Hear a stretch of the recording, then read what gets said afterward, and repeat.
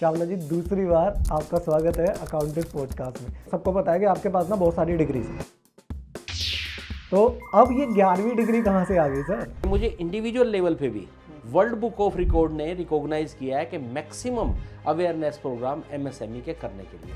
अभी मुझे last month ही एक वो अचीवमेंट अवार्ड मिला है। एक ऐसे रेवोल्यूशनरी कमेटी आपको मिली थी, वो है UDIN। तो सर इसमें क्या करा आपने? कि आज आपका जो चार्टर्ड अकाउंटेंट इंस्टीट्यूट है ये वर्ल्ड की लार्जेस्ट अकाउंटिंग बॉडी बन गया है। तो मैंने तभी आपको नाम दिया था ना, राज कंसिस्टेंट चावला। आप कंटिन्यूस प्रयास करते हो। मैं कभी भी आपके किसी प्रयास में मैंने कमी आज तक नहीं देखी सर। क्योंकि हमने फर्स्ट ईयर में जो एमएसएमई यात्रा निकाली उसका ये नतीजा हुआ कि उसको Asia book of record, India book of record, president of India, finance ministry सभी ने रिकॉग्नाइज किया और ये एक्सेप्ट किया कि वाकई chartered accountants are partner in mission.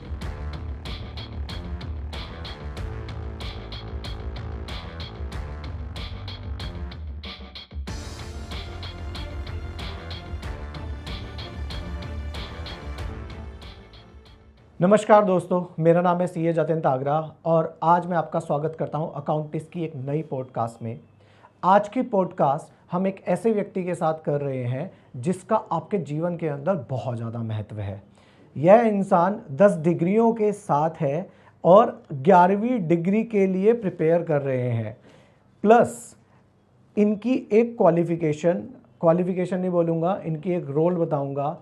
He is one of the executive member of our premier institute, the Chartered Accountant of India। तो मैं स्वागत करता हूँ राज चावला जी का। चावला जी, दूसरी बार आपका स्वागत है अकाउंटिंग पॉडकास्ट में। हमने दूसरी पॉडकास्ट आपके साथ करी थी और अभी ये 13th या 14th पॉडकास्ट है जो हम आपके साथ फिर से शूट कर रहे हैं। Thank you. तो सर, लास्ट ईयर और अब में हमारा पॉडकास्ट के अंदर कुछ इम्प्रूवमेंट देखा आपने? बहुत। तब लाइट्स नहीं थी, अब लाइट्स भी हमने डाल दी, अब सारी चीज़ें आ गई। मैं देखो, सबको पता है कि आपके पास ना बहुत सारी डिग्रीज हैं, तो अब ये 11वीं डिग्री कहाँ से आ गई सर? एक US की डिग्री है जो प्रोफेशनल एक कोर्स है ICMP USA। Okay sir. तो उसकी तैयारी कर रहा हूँ मैं, उसका मैंने एग्ज़ाम भी दिया अभी, तो बहुत जल्द आपको खुशखबरी देंगे।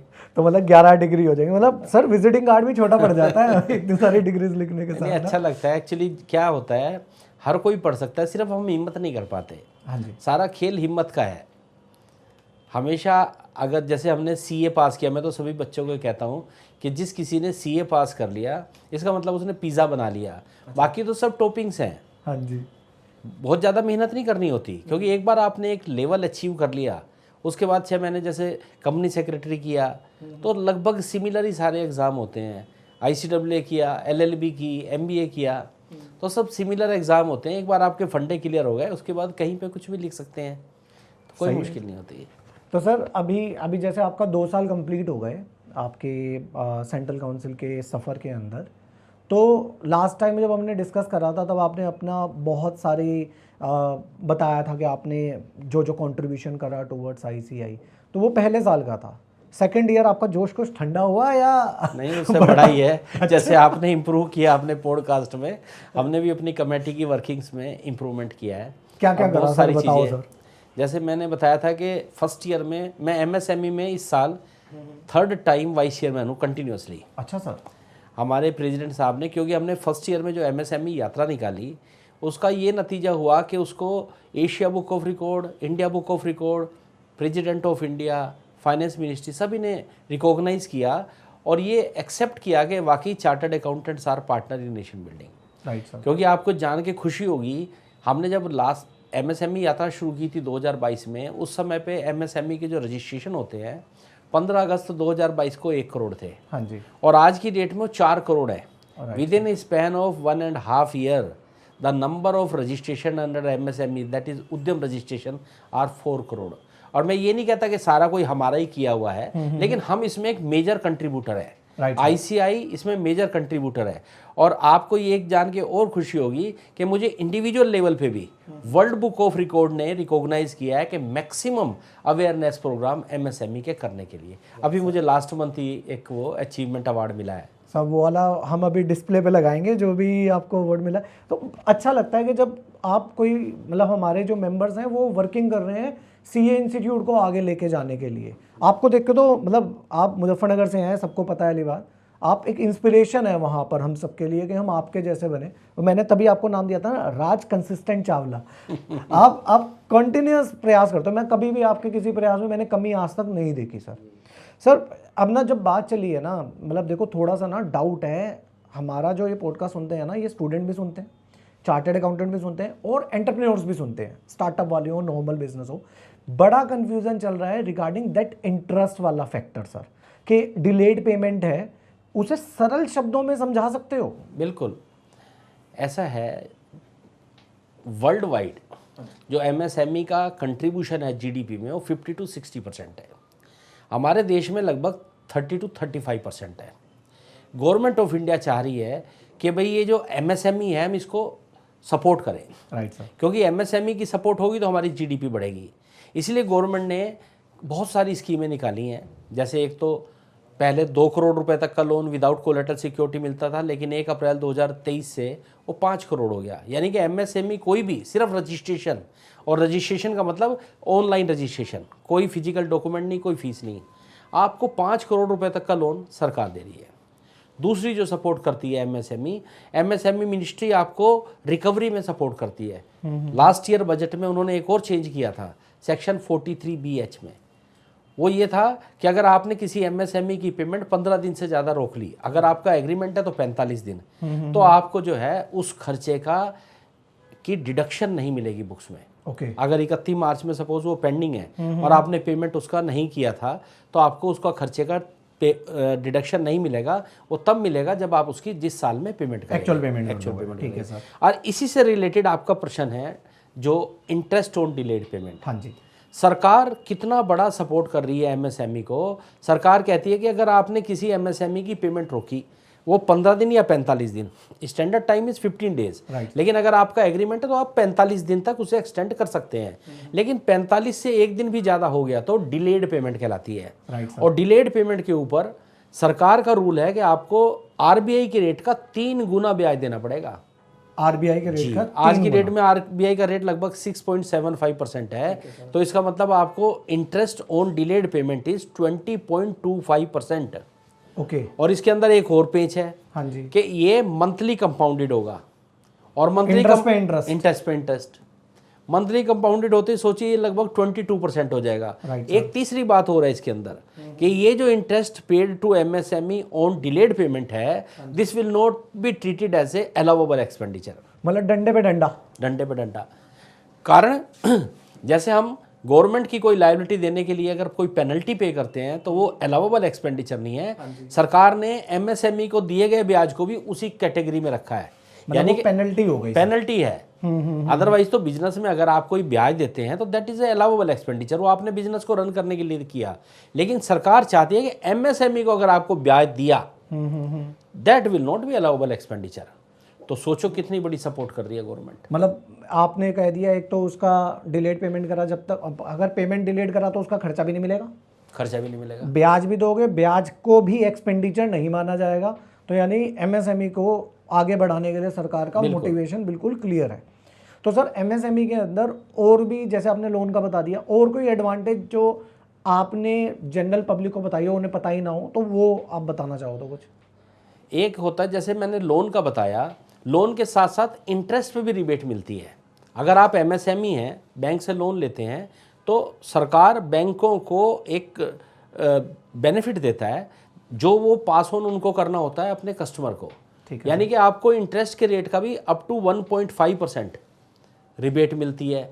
यदि आप एमएसएमई हैं तो एमएसएमई होने के नाते मान लीजिए आपने कोई ट्रेडमार्क रजिस्टर्ड किया, तो ट्रेडमार्क की पूरी रिएम्बर्समेंट मिलती है, कॉपीराइट की मिलती है, जितने भी इस तरह के, यानी कि अगर कोई एग्जीबिशन अटेंड करने आप जा रहे हैं उसकी रिएम्बर्समेंट है, इंटरनेशनल एग्जीबिशन अटेंड करने जा रहे हैं उस पे है, बिजली के बिल पे है, इनकम टैक्स में भी है, बहुत सारी चीज़ें हैं जहाँ पे एमएसएमई को बीइंग एमएसएमई बहुत बेनिफिट सरकार देती है। चावला जी एक चीज़ सुनने में और आई है, आपकी ये 12th में डिग्री लगा सकता हूँ इसे, 11th तो भी आपकी अंडर प्रोसेस है, 12वीं आप ऑर्थर भी हैं, आपकी ये किताब जो है हमारे पास आई है जी। तो इसके बारे में, किताब के बारे में बताओ। ये जो आपने बातें बताई हैं सब कुछ इसके अंदर है? बिल्कुल, इसके अंदर सारी चीज़ें लिखी हुई हैं और इसमें सबसे अच्छा हमने दिया हुआ है पेमेंट रिकवरी गाइड। ओके। आज एमएसएमई मिनिस्ट्री आपको सपोर्ट करती है। जैसे अब मान लीजिए आपकी डिलेड पेमेंट हो गई, हाँ जी, और सामने वाली पार्टी आपकी पेमेंट नहीं दे रही है, तो आप एमएसएमई की वेबसाइट पे जाके एमएसएमई पे तो वहाँ पे जाके कंप्लेंट फाइल कर सकते हैं और भारत सरकार, स्टेट गवर्नमेंट और डिस्ट्रिक्ट लेवल पे जो काउंसिल बनी हुई हैं वो आपको सपोर्ट करती हैं उस रिकवरी को करने के लिए। बट सर एक शिकायत है आपसे, वो थोड़ी सी अच्छी शिकायत है।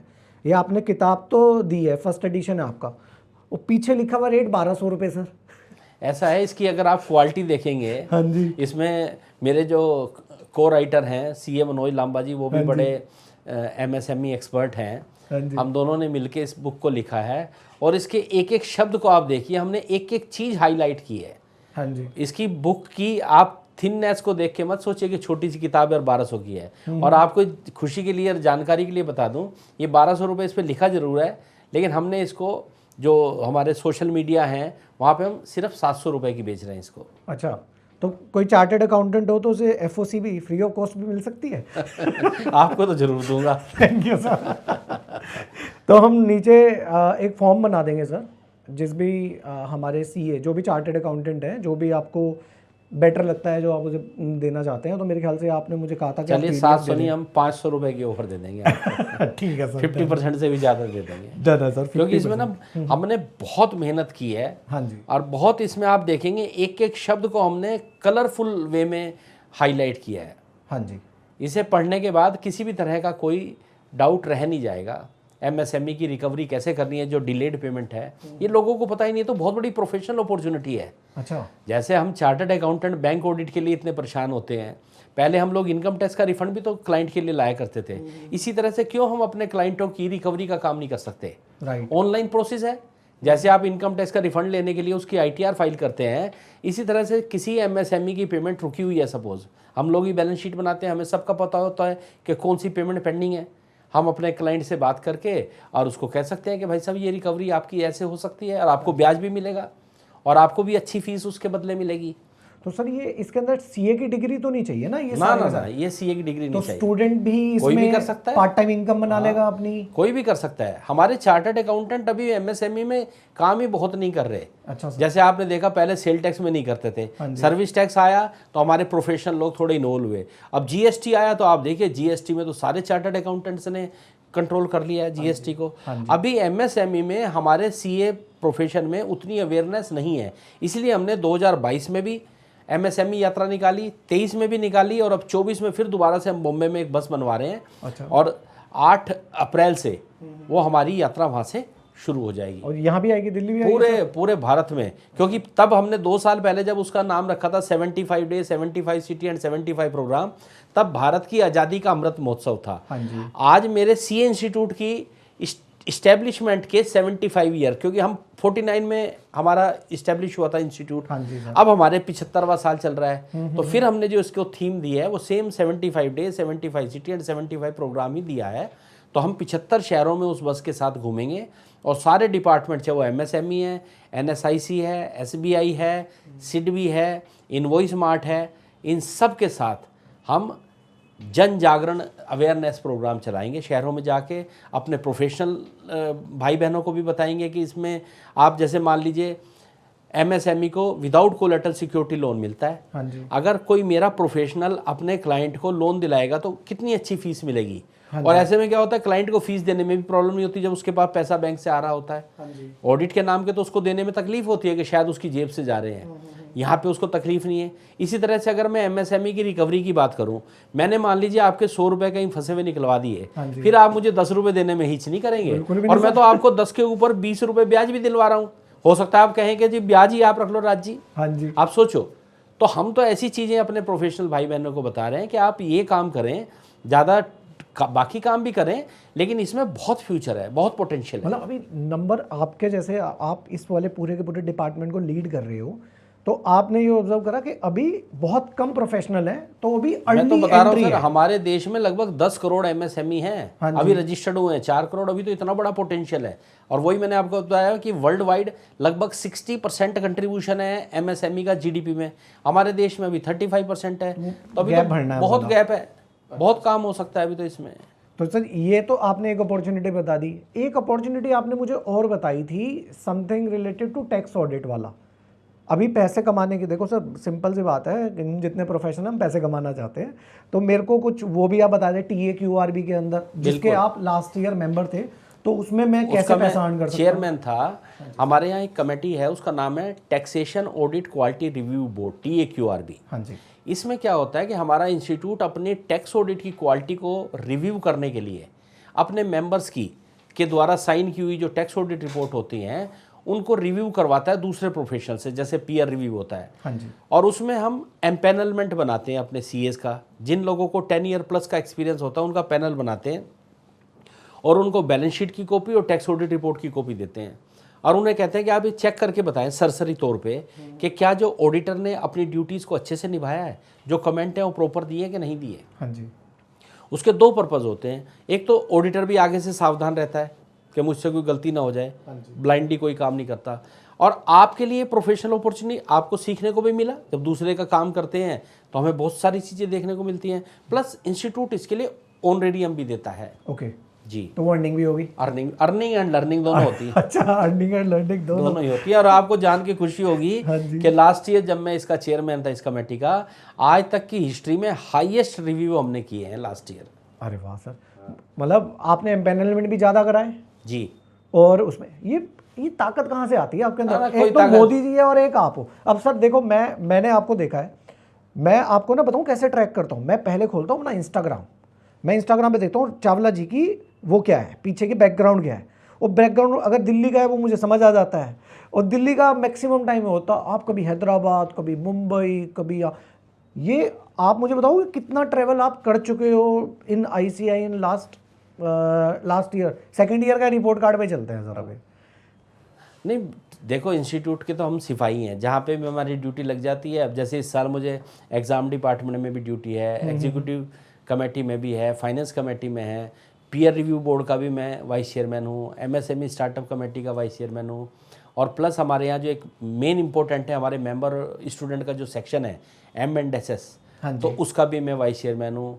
और हमारी जो कॉल सेंटर बना हुआ है उसमें भी मैं मेंबर हूँ, तो मुझे वो भी ट्रैक करना पड़ता है कि हमारे मेंबर्स की कोई शिकायत तो नहीं है, उनको प्रॉपर रिप्लाई मिल रहा है कि नहीं मिल रहा है। ये सारी की सारी एनर्जी, मतलब एक वो मोदी जी हैं जो काम करते हैं मेरे नहीं, सामने, नहीं, और ऐसा एक नहीं, आप सब जो करते काम हैं। एक्चुअली क्या है, जब कोई चीज़ को आप उससे पैशन से करते हैं ना, फिर थकावट नहीं होती। अच्छा सर, हम शौक से करते हैं और पॉजिटिव वे में करते हैं, तो इसलिए कभी हमें उस चीज़ की। सुबह कितने बजे उठते हो आप? मैं सुबह 5 साढ़े 5 बजे उठ जाता हूँ। और रात को सोते हैं कितने बजे? 10 बजे सो जाता अच्छा, 7 घंटे। तो मेरे को लगा मोदी जी 3 घंटे सो रहे हैं। सभी लोग 6-7 घंटे ही सोते हैं। हाँ जी। उतना ही हम सोते हैं। होता क्या है कि लोग ना रात को लेट सोते हैं, फिर नेचुरली सुबह भी लेट उठेंगे। वो सारा डिसिप्लिन है। अगर आप डिसिप्लिन वे में चलते हैं, मैंने तो आज तक जीवन में कभी अपनी गाड़ी में हॉर्न नहीं बजाया। हाँ जी। क्यों? क्योंकि मुझे कभी जल्दी नहीं होती।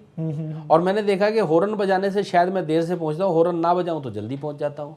क्योंकि जब तक आपका जो माइंड है वो शांत नहीं होगा, क्योंकि ठहरे हुए जल में ही आप अपना प्रतिबिंब देख सकते हैं। हाँ जी। उबलते हुए तो कभी भी नहीं देख सकते। Right sir. तो you can't see your face in boiling water, हाँ जी। It will you can see only in the calm water.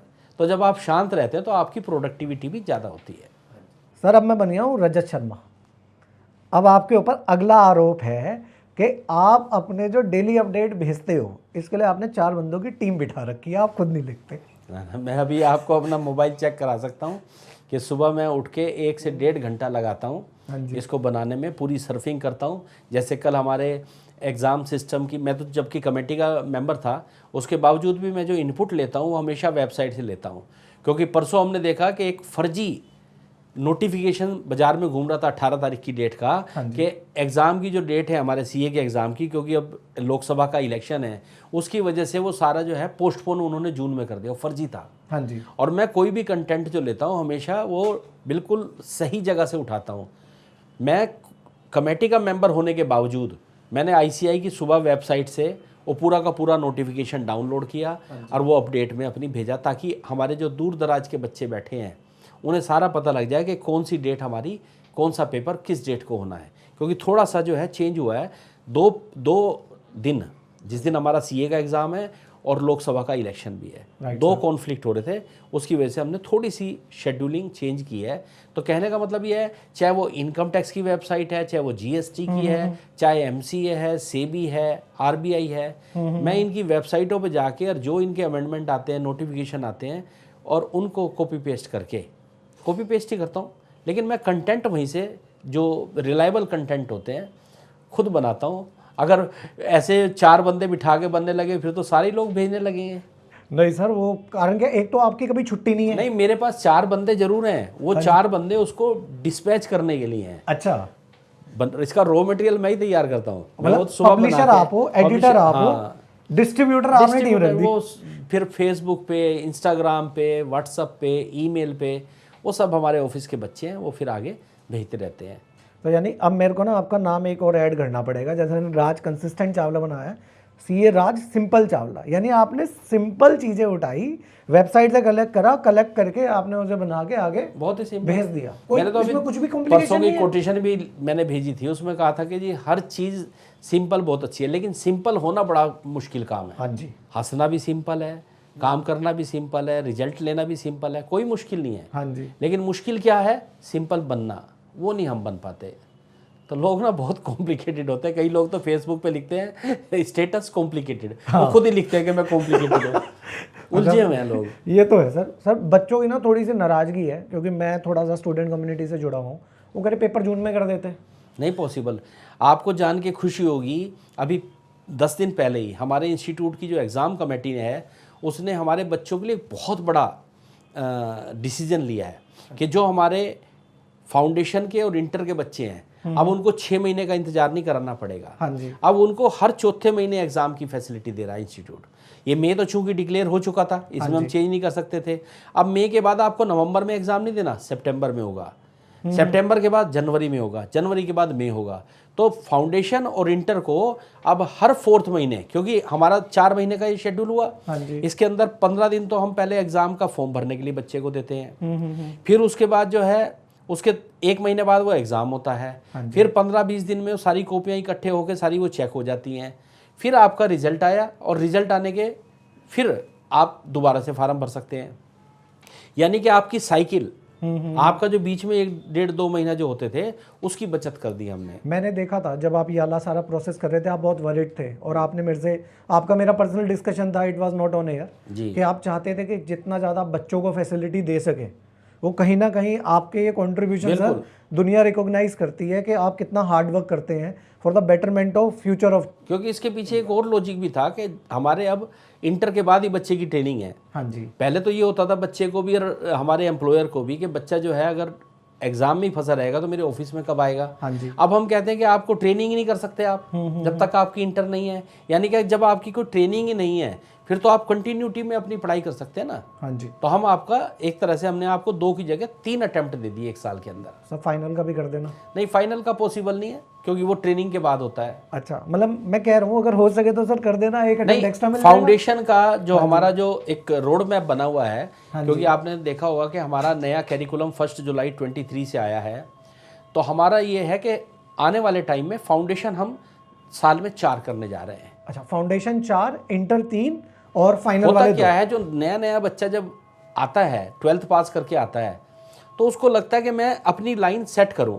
हमारे यहाँ 6 महीने एग्जाम होता था, तो हमारे बहुत बच्चे थे जो सीए भी करना चाहते हैं, लेकिन वो 2 पेशेंस किसी में है नहीं, वेटिंग कोई करना नहीं चाहता। तो वो जरा सा भी आगे पीछे हुआ या फार्म भरना रह गया तो वो कहता चल यार मैं ये नहीं, ये कर लेता हूँ। हाँ जी, तो अब इंस्टीट्यूट चाहता है कि ज़्यादा से ज़्यादा जो बच्चे हैं वो हमारे यहाँ आए, तो नेक्स्ट टाइम से हो सकता है कि ये साल में 4 बार होने लगेगा। राइट, ये हमारे रोड मैप में ऑलरेडी प्लान्ड है, नाइस, नए कैरिकुलम में है। Nice sir. अब हमने 2 कमेटीज़ की आपकी बात का डिस्कशन कर लिया। अब नेक्स्ट आते हैं, एक ऐसे रेवोल्यूशनरी कमेटी आपको मिली थी जिसकी पूरी दुनिया में मतलब वाहवाही है, हर एक इंस्टीट्यूशन जितने हैं इसकी तारीफ कर रहे हैं, वो है UDIN। तो सर इसमें क्या करा आपने, मतलब किस जगह नई जगह इम्प्लीमेंट करा दिया, मतलब क्या इसकी जर्नी आपकी रही पूरे साल की? UDN का आपको जान के खुशी होगी कि वो भी नंबर जो है उसके 6 करोड़ क्रॉस हो गए थे अभी पीछे। हाँ जी, एक साल में लगभग 1.5 करोड़ लोग जो 1.5 करोड़ नंबर्स ऑफ यूडीएन जनरेट हो रहे हैं। और हमारे देश में 1.5 लाख ही चार्टर्ड अकाउंटेंट जो प्रैक्टिस में है। टोटल तो 4 लाख हैं, जिसमें 1.5 लाख प्रैक्टिस में है। तो अगर आप ऑन एन एवरेज देखें तो लगभग 100 यूडीएन हर चार्टर्ड अकाउंटेंट जनरेट कर रहा है एवरेज। अब यूडीएन में एक जो मेजर हमने चेंज किया वो ये था कि जब से यूडीएन हमारा इफेक्ट में आया था 2019 से, यूडीएन को आप कभी भी रिवोक कर सकते थे। अच्छा, मान लीजिए आपने यूडीएन जनरेट कर दिया, 4-6 महीने बाद 10 महीने बाद आपको याद आया रे ये कोई गलती लग गई, आपने उठाया और उसको रिवोक कर दिया। तो सरकार कहती थी ये तो मजाक हो गया। हाँ जी भाई अगर आप अपने सिग्नेचर को विड्रॉ कर लें तो मजाक ही हो गया ना सिस्टम के साथ। हाँ जी। अब हमने गवर्नमेंट की रिकमेंडेशन पे उसको 48 आवर्स के लिए रेस्ट्रिक्ट कर दिया कि अगर आपने कोई यूडीएन जनरेट किया और आपको लगा कि मुझसे गलती लग गई तो 48 घंटे में अगर आप चाहें तो उसे रिवोक कर सकते हैं। 48 घंटे के बाद आप उसे रिवोक नहीं कर पाएंगे। कई लोग सोचते हैं कि गलत हुआ, बट लेकिन जैसा आपका मेरा डिस्कशन हुआ था, आपने कहा था कि बेसिकली अगर 48 घंटे में सीए नहीं पता लगा पा रहा है, वो कहीं ना कहीं फीस का भी रहता है ना सर। पहली बात तो ये होती है ना जी कि अगर आपने कोई सिग्नेचर कर रहे हैं, आप उसे कैसे कह सकते हैं कि मैंने नहीं किए। 48 घंटे तो बहुत टाइम है भाई। आपको 30 डेज का टाइम तो ऑलरेडी इंस्टीट्यूट आपको दे रहा है, T+30 ट्रांजैक्शन प्लस 30 का। फिर राइट सर। फिर आप उसके बावजूद कहेंगे जी नहीं, सॉरी 30 नहीं 60 डेज का टाइम है। अच्छा 60 डेज का टाइम है। 60 डेज का टाइम तो दे रहा है आपको इंस्टीट्यूट, और फिर भी आप कहें जी नहीं मेरे पास टाइम नहीं है, तो ये तो कोई गलत बात है ना। मतलब प्रोफेशनल को प्रोफेशनल बनना पड़ेगा। ये नहीं, जिम्मेदारी के साथ काम करना पड़ेगा आपको, कोई रास्ता नहीं है। हाँ सर इलेक्शन भी आने वाला है, इलेक्शन ईयर चल रहा है। हाँ तो इस बार का क्या एजेंडा है अपना? नहीं, एजेंडा तो सबने देखा है पिछले 3 साल में जो मैं वर्किंग कर रहा हूँ, और बिल्कुल एक एक ब्रांच में एक एक जगह जाके और पूरे अवेयरनेस। और आप विश्वास कीजिए, मैं आज ओपनली इस चीज़ को कहना चाहता हूँ, किसी भी मेंबर ने, स्टूडेंट ने, कोई भी मेरे को किसी तरह की सपोर्ट, गाइडेंस या कोई भी हेल्प मांगी है तो मैंने उसे ज़रूर पूरा किया है। और मैं विश्वास के साथ कहता हूँ कभी भी मेरा कोई फ़ोन अनअटेंडेड नहीं होता। हाँ जी। मैं हमेशा जवाब देता हूँ, मेंटरशिप करता हूँ, गाइड करता हूँ बच्चों को, और जितनी सपोर्ट हो सके वो मैं सपोर्ट करता हूँ। तो मैं समझता हूँ कि मेरे मेंबर्स हैं वो इस चीज़ से खुश होंगे, और तो मुझे आशा है कि वो मेरा पे विश्वास करके और फिर मुझे सपोर्ट करेंगे और आगे लेके जाएंगे। तो इस बार पूरे फुल स्विंग से आप इलेक्शन फिर से कंटेस्ट कर रहे हैं सेंट्रल? बिल्कुल, वो तो करना ही है। हाँ जी। हाँ, लेकिन इस बार इलेक्शन में एक चीज़ मैं आपको बताना चाहता हूँ। अभी तक हमारा जो इलेक्शन होता था वो 3 साल का होता था। हाँ जी। अब 2022 में हमारा सीए एक्ट चेंज हो गया, क्योंकि कोस्ट अकाउंटेंसी के और कंपनी सेक्रेटरी के 4-4 साल के पहले से ही टेन्योर चल रहे हैं। तो इस बार जो हमारा इलेक्शन होगा दिसंबर 24 में, वो भी 4 साल के मैंडेट के साथ होगा। ओके। अब मतलब जो भी इलेक्शन में जीत के आएंगे वो कोई सीट बढ़ी है इस बार? नहीं, हमारी नहीं बढ़ी। मतलब एक ईस्ट की शायद घट रही है और साउथ की बढ़ेगी, नॉर्थ में उसका कोई इम्पैक्ट। तो सर वहाँ पहले ही 3 थी। हाँ, तो 2 रह जाएंगी। 2 रह जाएंगी, अब साउथ की 7 हो जाएंगी। साउथ में यानी एक, मतलब अगर इसका मतलब है तो साउथ में चार्टर्ड अकाउंटेंट्स बढ़ रहे हैं, नंबर बढ़ गए। ओके। ईस्ट में कम हुए हैं। सर आपके लिए ना एक स्पेशल गेम बनाया आज मैंने। वो ये गेम जो है ना, मतलब थोड़ा सा ना मैं आपको पहले ये गेम खेलूंगा, देन उसके बाद आपको बताऊंगा इसका मैंने गेम ये वाला क्यों खेला। मैं आपके सामने एक शब्द बोलूंगा, उसका जवाब आपको 1 या 2 शब्द के अंदर मैक्सिमम देना है, ठीक है ना? इसे हम रैपिड फायर राउंड कहते हैं। तो सबसे पहला शब्द है आपके लिए India. Bharat. ICAI। My parental body. ICI president. My friend. Students. My future. Okay. Elections. My passion. Chartered accountants. वैसी भाषा में कहो तो मेरी जान। अरे मेरे भाई बहन। MSME। ये भी मेरी जान है, क्योंकि आज मुझे MSME में इतना मैं रम गया हूँ तो मुझे बहुत अच्छा लगता है। तो मैं नाम चेंज कर लूँ, CA MSME राज चावला। लास्ट CA राज चावला। कंसिस्टेंसी। मेरे गुरु ने मुझे बचपन में एक चीज़ बताई थी कि वो कहता जी एक फार्मूला याद रखना अगर आपने ज़िंदगी में तरक्की पानी है। मैंने कहा जी क्या? वो कहते हैं right step in right direction with consistent efforts. Okay. Your step should be right, your direction should be right, and there must be consistent effort. होता क्या है, हमारे बच्चे कई बार मोटिवेट हो जाते हैं या कोई लोग, ठीक है, वो करने लगते हैं, फिर थोड़ी देर बाद आलस आ जाता है, जैसे किसी को नींद आने लगती है, किसी को कुछ है, किसी को कुछ है। तो अगर आप कंसिस्टेंट हैं तो कोई भी दुनिया की जो आप अचीवमेंट हैं वो प्राप्त कर सकते हैं। और अब अभी एक इसी से रिलेटेड मैंने एक मूवी देखी थी, भाग मिल्खा भाग। हाँ जी। उसमें भी बड़ी अच्छी कंसिस्टेंसी से रिलेटेड ही बात थी। जब मूवी ख़त्म हो जाती है तो मिल्खा सिंह जी की 2 लाइनें लिखी हुई थी स्क्रीन पे। वो कहते हैं कि if you want to achieve to touch the sky then you must have 3 quality. वो क्या है? Hard work, will power and consistency, okay. Dedication. अगर आप पे हार्ड वर्किंग भी हैं, विल पावर भी है और आप कंसिस्टेंट हैं या डेडिकेटेड हैं तो कोई आपको दुनिया की कोई भी चीज़ अचीव करने से रोक नहीं सकता। आपने वो वाली टर्म पकड़ ली। वो पकड़ी है तो बचपन में पकड़ी थी हमने, वो बचपन में वो सुनी थी, लेकिन अभी ये भाग मिल्खा भाग में भी देख के तो थोड़ा अच्छा लगा कि हम सही रास्ते पे हैं। अब पिक्चर की बात हुई, भाग मिल्खा भाग। एक पिक्चर आपने अभी लेटेस्ट और आई थी, और मुझे इतना पता है कि आपने अपने ऑफिस में एक नोटिफिकेशन जारी करी थी कि जो भी व्यक्ति ये पिक्चर देख के आएगा उसकी रिम्बर्समेंट मैं दूंगा। तो उसके बारे में बताओ सर, क्या आपको अच्छा लगा और कौन सी पिक्चर थी वो? नहीं, मैं नाम भूल गया हूँ, कौन सी? 12th fail. अच्छा। वो तो बिल्कुल ट्रू स्टोरी मूवी थी, क्योंकि मैं भी ऐसे ही एक गांव के माहौल में पला बड़ा और इस तरह से एक मोटिवेशन के साथ, और देखा कि कैसे एक बंदा स्ट्रगल करके और जो है आईपीएस बन जाता है। तो ये ट्रू स्टोरी है और मैं भी आपके सामने ट्रू स्टोरी बैठा हूँ। तो उसमें सबसे बड़ी जो आपने चीज़ देखी होगी उस मूवी में 12th फेल में, कि वो उसका हार्ड वर्किंग और जो उसका पैशन है, जो डेडिकेशन है, वो 2 ही चीज़ें दिखा रहा है। हाँ जी। कि वो हार्ड वर्किंग भी है, डेडिकेटेड भी है, कंसिस्टेंट भी है। चाहे वो रात को आटे की चक्की पे आटा पीस रहा है और फिर भी अपनी पढ़ाई कर रहा है, हाँ जी, गधे की तरह। बस उसको थोड़ी सी एक गाइडेंस, एक मेंटरशिप की जरूरत होती है जो उसको मिल जाती है। हाँ और जी। जब कोई करता है काम तो उसको फिर मेंटर भी मिल ही जाते हैं। तो इसलिए मैं तो शुरू से ही फिल्मों का दीवाना रहा हूँ और फिल्मों से ही मोटिवेशन लेता हूँ। अच्छा। फिल्मों से ही मेरे को जो है एक तरह से वो मतलब मोटिवेशन मिलता है। तो ये मोटिवेशन यहाँ से, अब जैसे वो बीच में डाइवर्ट हो जाते हैं अपनी कहानी में, आप कभी डाइवर्ट हुए? कभी मन करता है यार इतनी मेहनत क्यों कर रहा हूँ मैं? नहीं, होता है। मैं भी जब सीए करता था तो बड़ी फ्रस्ट्रेशन होती थी, लेकिन फिर अपने आप को कंट्रोल करना। मैंने बचपन में एक पिक्चर देखी थी, उसका नाम था दोस्ती। वो 2 फ्रेंड होते हैं, एक ब्लाइंड होता है और एक हैंडीकैप्ड होता है। वो स्ट्रीट लाइट में बैठ के और वो मतलब यूनिवर्सिटी टॉप करता है। ओके। तो वो है हमारे लिए। तो हम देखते हैं जब वो आदमी कर सकता है स्ट्रीट लाइट में, उससे तो हम बेटर पोजीशन में ही हैं। हाँ जी। तो कोई भी कुछ भी कर सकता है। और कोई आप सर कुछ ऐसा इंसिडेंस बताना चाहें कि अपने ड्यूरिंग लास्ट ईयर, क्योंकि लास्ट टू लास्ट ईयर हमने ऑलरेडी कवर करा था, जो आपको लगा कि हाँ कि कुछ बदलाव आ रहा है भारत में अभी? नहीं, एक तो मैं ये अपने मेंबर्स को बताना चाहूँगा कि आज आपका जो चार्टर्ड अकाउंटेंट इंस्टीट्यूट है, ये वर्ल्ड की लार्जेस्ट अकाउंटिंग बॉडी बन गया है। ओके।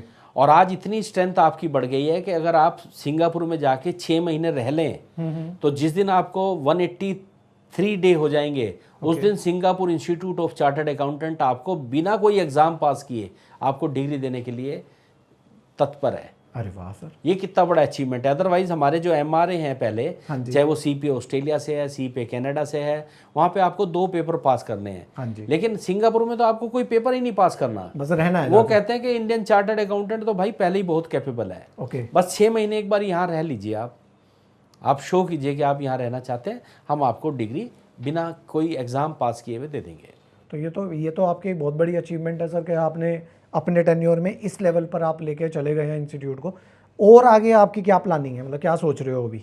ये साल आ गया, ठीक है सर, ये साल आपका डेडिकेशन, अब नेक्स्ट इलेक्शन में जा रहे हो, उसका कुछ एजेंडा आपने मन में बनाया हो कि यहाँ तक तो लेके आ गया, अब यहाँ लेके जाऊँगा? नहीं, देखो, पहले हमारे यहाँ मेंबर्स की बड़ी शिकायत होती थी कि इंस्टीट्यूट में कोई फ़ोन करता था, कोई फ़ोन नहीं उठाता था। कोई नहीं उठाता था। तो मैंने अपने लास्ट इलेक्शन में अपने मैनिफेस्टो में लिखा था कि ये बहुत गलत है। हमारे मेंबर और स्टूडेंट को जो दूर दराज के इलाकों में बैठे हैं, उसकी कोई क्वेरी है तो कौन सोल्व करेगा उसको?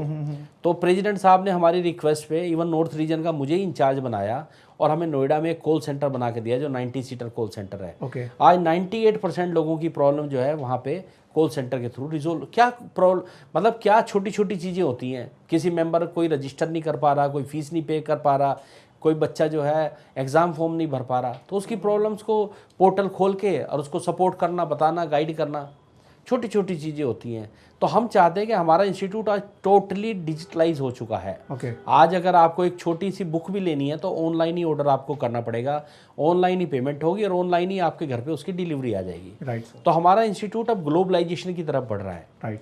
हमारा अब नया कैरिकुलम आ गया है, अब इंटरनेशनली एक्सेप्टेंस बहुत हो रही है और हमारे प्रेसिडेंट साहब, वाइस प्रेसिडेंट साहब अब लगे हुए हैं कि कैसे हम यूएई में और जो अफ्रीका के कुछ कंट्रीज़ हैं वो हमारे इंस्टीट्यूट को कह रहे हैं कि भाई आप आके हमारा इंस्टीट्यूट यहाँ पे हमारे देश का इस्टेब्लिश कीजिए। जैसे नेपाल इंस्टीट्यूट भी हमारे इंडियन इंस्टीट्यूट ने ही वहाँ पे इस्टेब्लिश करवाया। तो ऐसे छोटे कंट्री आके और अब हमारे यहाँ मतलब वो चाह रहे हैं कि इंडिया ICI जो है वो जाके वहाँ पे उनके कंट्री में इंस्टीट्यूट को इस्टेब्लिश करे और उसको सपोर्ट करे। आप सर इसमें ये काम करवा देना कि हम जो इंडियन चार्टर्ड अकाउंटेंट है ना उन्हें वहाँ पहले से डिग्री मिल जाए। नहीं, वो तो नेचुरली जब हम लोग कराएंगे तो फिर नेचुरली, जैसे नेपाल का हमने कराया था तो जो हमारे इंडियन चार्टर्ड अकाउंटेंट थे वो नेपाल इंस्टीट्यूट के ऑटोमेटिकली मेंबर बन जाते थे विदाउट पासिंग एनी एग्जाम। तो मतलब अब हमारे पास एक एग्जाम पास करके मतलब इंडियन CA बन के आप कह रहे हो वर्ल्ड वाइड चार्टर्ड अकाउंटेंट बने। जैसे आपके पास US का वीजा होता है, आप UAE जाते तो आपको वीजा लेने की जरूरत नहीं है, वो वीजा ऑन अराइवल ही मिल जाता है। ऐसे ही आने वाले टाइम में इंडियन चार्टर्ड अकाउंटेंट का भी वो होगा। आपने देखा होगा last year supreme court of India ने भी एक किसी एग्जाम के सिस्टम में अपनी एक डिसीजन में कहा था कि अगर कहीं एग्जाम देना लेना सीखना है तो जाइए इंस्टीट्यूट ऑफ चार्टर्ड अकाउंटेंट से सीखिए। आज तक हमारे CA इंस्टीट्यूट में कहते हैं ना कि आज परिंदा भी पर नहीं मार सकता, पेपर लीक नहीं हुआ, मतलब ही नहीं है। बहुत ही फुल प्रूफ काम है हमारे इंस्टीट्यूट का। तो ये हमारी जो है बहुत बड़ी एक जीत है। तो दोस्तों ये थे CA राज चावला जी, जिनसे हमने बहुत ही ज़्यादा डिटेल में डिस्कशन करा और बहुत ही फ्रेंडली नेचर में करा। और राज चावला जी की एक सबसे अच्छी खासियत है, कभी ना कोई बात छुपाते नहीं है। अगर कोई बात आपको अच्छी लगती है, कोई बात बुरी लगती है, ये फ्रंट में आपको बोल कर चलते हैं। और राज चावला जी से मैंने एक चीज़ सोची है कि राज चावला जी ना आपके दोस्त भी हैं, आपके सीनियर भी हैं, वो आपके ऊपर है। आप इनको एज ए फ्रेंड इनसे बात करोगे तो आपके साथ दोस्त की तरह बात करेंगे, सीनियर बात करोगे तो आपको गाइड भी करेंगे। तो अगर आपको राज चावला जी से दोस्ती करनी है तो डिस्क्रिप्शन में मैं इनका नंबर भी भेज रहा हूँ, आप राज चावला जी से दोस्ती करिए। कोई भी मन में आपके डाउट है आप कॉल करके देखिए। ये क्लेम करते हैं कि 100% कॉल आंसर करते हैं, वो चेक भी हो जाएगा और आपकी जो ग्रीवियंसेस हैं, क्वेरी है या आपको कुछ इंस्पिरेशन चाहिए, वो सारी की सारी बातें भी यहाँ पर पूरी हो जाएंगी।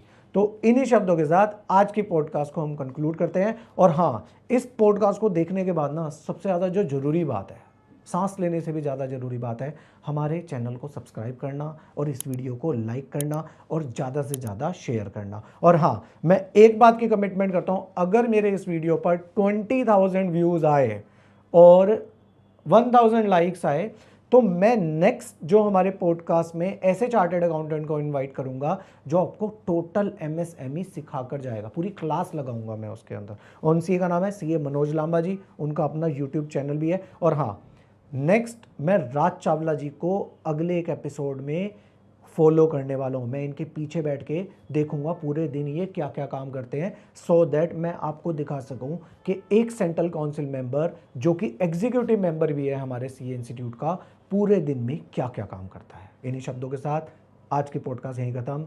जय हिंद, जय भारत, जय ICI।